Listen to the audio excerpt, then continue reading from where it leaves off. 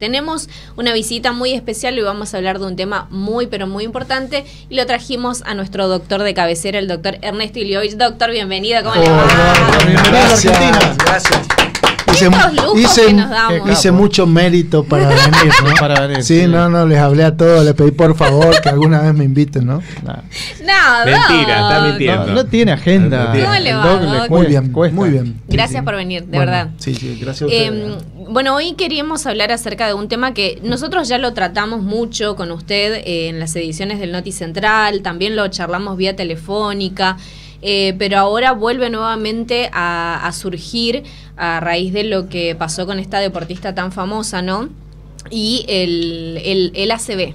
El ACV, un tema que lo estamos viendo como con mayor frecuencia en personas que son, por ejemplo, como ella, deportistas, personas jóvenes, y que nos preguntamos entonces, bueno, ¿cuáles son los factores que desencadenan en un ACV? Sí, estamos viendo mucho, sobre todo al anterior vez había sido ese camionero, un camionero que estaba en la ruta Nicolás Avellaneda.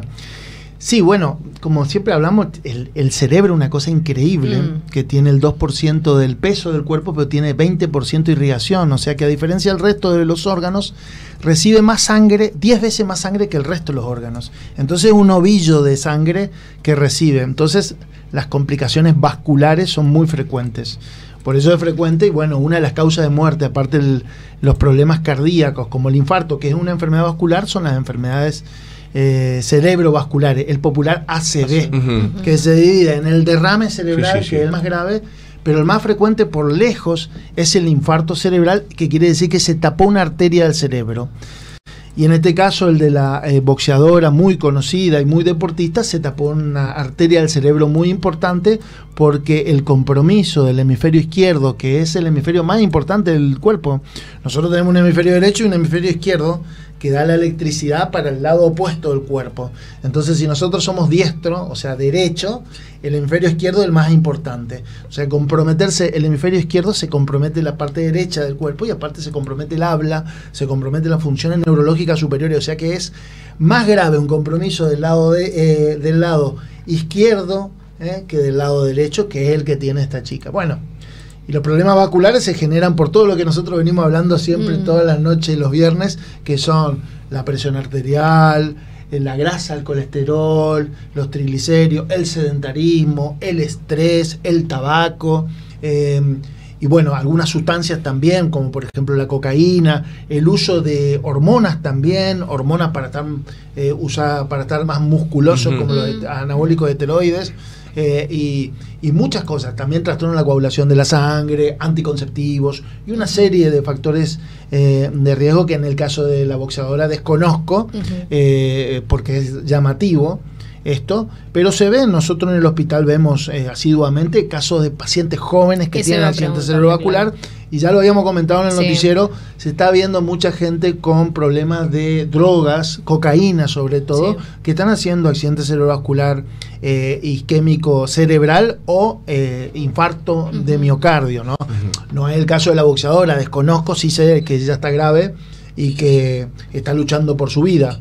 Llama la atención que ella, siendo tan deportista a los 47 años, tenga este cuadro gravísimo neurológico. Doc, hablando un poco de la boxeadora, ayer salió a hablar la Tigresa Acuña y bueno, un poco también desmitificando el hecho de los golpes, porque viste, la gente, el común de la gente piensa, bueno, fue boxeadora, recibió muchos golpes a la cabeza y eso produjo quizás el accidente cerebrovascular. ¿Es tan así lineal o no? A ver, los múltiples golpes, no es el caso este. No, claro. No es el caso este. Claro, en general pregunto. Generalmente los golpes pueden producir traumatismo y microhemorragias. Bien. ¿Sí? El sacudón de la cabeza, 1000 veces de sacudón de la cabeza, puede producir algunos sangraditos pequeños, microscópicos, que se llaman contusión. Y los golpes pueden producir también un trastorno del movimiento, que es el Parkinson secundario, como Mohamed Ali. Mohamed Ali, que tenía Parkinson, que es el Parkinson del boxeador. Pero en este caso no es por golpe, en este caso se tapó una arteria importante del cerebro, una arteria importante que daba la comida o daba la irrigación o la sangre para la mitad del cerebro. Entonces se tapó una arteria muy importante, puede llegar a ser una arteria que nosotros llamamos la yugular interna, que se ha tapado, que está a la altura del cuello o un poquito más arriba, por lo cual generó una secuela en el cerebro muy importante. O sea que la probabilidad que si se salva, porque tiene riesgo de vida, porque le hicieron otra intervención para salvarla, que se llama craniectomía descompresiva, que para salvarla porque se estaba muriendo, si se salva va a quedar con muchísimas secuelas, con trastorno del habla, trastorno de las funciones neurológicas, la mitad del cuerpo derecho no va a poder movilizarla, o sea que es un compromiso neurológico severísimo, ¿no? Doctor, perdón, más allá de lo que decía recién, el sedentarismo, el consumo de algunas sustancias y etcétera, etcétera, etcétera, ¿se puede prevenir el ACV? Por supuesto, eso la otra vez una televidente me hizo una crítica de que el panorama que daba de una enfermedad era muy sombrío. Sí, por supuesto, a partir de nosotros, en realidad toda la vida hay que hacer actividad física, hay que hacerse los controles, hay que controlar el sobrepeso, la obesidad, hay que controlar el colesterol, la presión alta, hay que hacer una vida más saludable y todo eso se puede controlar, ¿sí? Hay que manejar el estrés, también el estrés es un generador de enfermedades vasculares, entonces todas esas cosas se pueden controlar, que son las cosas que se pueden controlar, porque hay cosas que no se pueden controlar, por ejemplo la edad, que no es el caso de la boxeadora, el sexo, porque los varones tenemos más probabilidad de tener enfermedades vasculares, la herencia, si nosotros tenemos una herencia muy fuerte, si nuestro abuelo se murió a los 52 años de un infarto, mi papá se muere a los 50 años de un infarto, existe mucha probabilidad que yo tenga un problema a los 50 años. Eso no se puede cambiar. Pero el resto, el tabaquismo, el alcohol, el consumo de sustancias, el sedentarismo, el sobrepeso, la presión, la diabetes, el colesterol, eso se puede controlar y hay que controlarlo para tratar de vivir mejor y llegar mejor a los 70, 80 años, ¿no?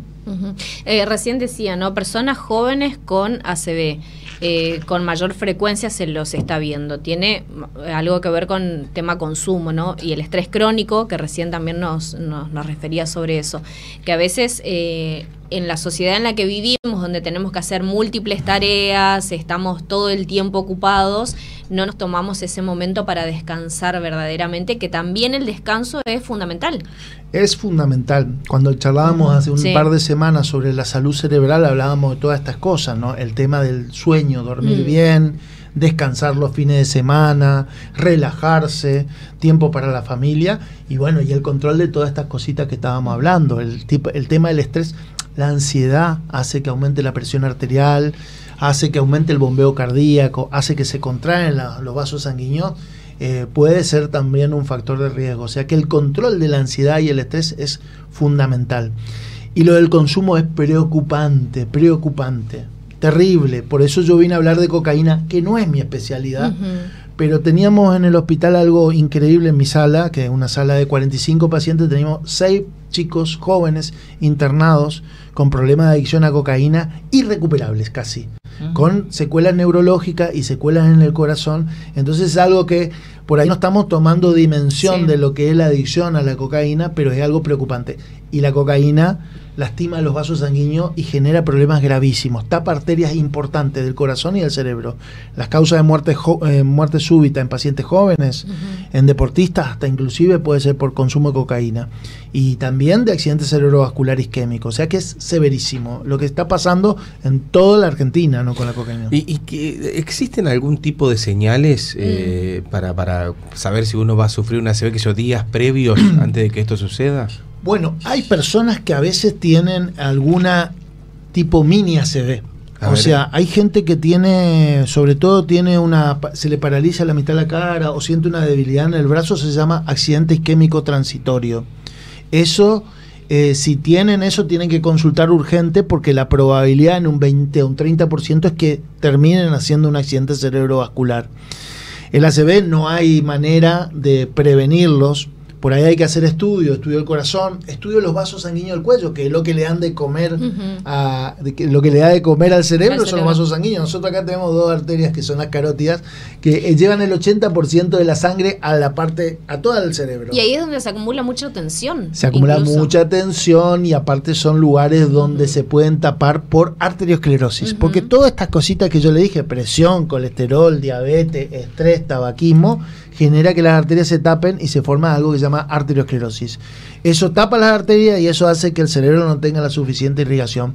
Y esa arteriosclerosis por ahí tiene accidentes, esa placa de arteriosclerosis, y eso es lo que tapa las arterias. Pero que, por ejemplo, ¿qué es un hormigueo en las manos? Hormigueo en la mano, puedo sentir debilidad en una mano, debilidad en la mitad de la cara y esas cositas. O, por ejemplo, dolor en la nuca en pacientes que no se están controlando la presión.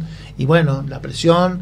Yo siempre le digo a mi gente, para que me entienda, los vasos sanguíneos son como una manguerita de agua. Y en la presión sucede esto. Si uno aprieta la manguera para que salga con mayor velocidad para regar las plantas, bueno, no hay problema si uno está media hora, 45 minutos. Pero si uno aprieta la manguera durante 40 años, esa manguera se lastima por adentro. Claro. Y eso es lo que pasa con los pacientes que tienen presión, que no tienen síntomas, que no se controlan, y después terminan haciendo una ACV y uno dice, che, pero si estaba sano, estaba bien, todo, y bueno...